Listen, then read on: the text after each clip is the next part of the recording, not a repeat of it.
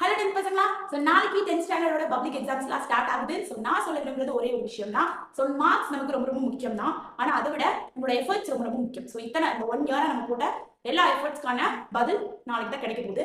So அந்த டைம்ல நம்ம வந்து நர்வஸ் ஆகியோ பதட்டப்பட்டோ என்ன பண்ணிடக்கூடாது, அந்த எஃபர்ட்ஸை லூஸ் பண்ணிடக்கூடாது. ஸோ உங்க மேல நம்பிக்கை வச்சு ரொம்ப தைரியமா காம் அண்ட் கம்போஸ்டா எக்ஸாம் ஹால்குள்ள போங்க அண்ட் கொஸ்டின் பேப்பரையும் பாருங்க. ஏன்னா நர்வஸ்ல பார்க்கும்போது தெரிஞ்ச கொஸ்டின் கூட தெரியாத மாதிரி தெரிய வாய்ப்பு இருக்கு. அதனால தெரியாத கொஸ்டின் வந்தா கூட கான்ஃபிடென்ட்டா நீங்க என்ன பண்ணணும் அப்படின்னா அதை அப்ரோச் பண்ணணும். அந்த பட்சத்துல கண்டிப்பா ஏதாவது ஒரு கிளாஸ்ல நீங்க பார்த்ததை வச்சோ இல்ல நீங்க வந்து ரெஃபரன்ஸ் எங்கேயாவது பார்த்ததை வச்சோ உங்களால அந்த கொஸ்டினுக்கு ஆன்சர் பண்ண முடியும். நீங்க நினைக்க வேண்டியதுன்னா எல்லா கொஸ்டின்ஸ்க்கும் என்னால ஆன்சர் பண்ண முடியும். ஸோ நான் எதுக்குமே டென்ஸ் ஆகிறதுல என் மேல எனக்கு நம்பிக்கை இருக்கு அப்படின்ற ஒரே ஒரு மோட்டிவோட போங்க.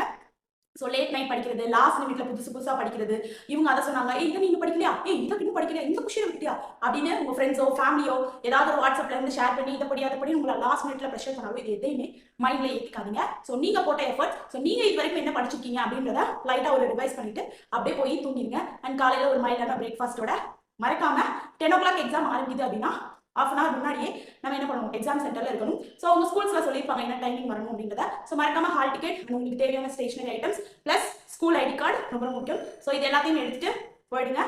So all the best for your exam. So நல்லா பண்ணுங்க. ஸோ 1 இயர்க்கான ஒரு பலன் உங்களுக்கு கிடைக்க போகுது. ஸோ கிடைக்கிற நேரத்தில் நர்வஸ் ஆகி என்ன பண்ணிடாதீங்க, அதை வேஸ்ட் பண்ணிடாதீங்க. ஸோ அது மட்டும் தான் நான் இன்னைக்கு வந்து உங்களுக்கு சொல்லணும்னு நினைச்சேன்.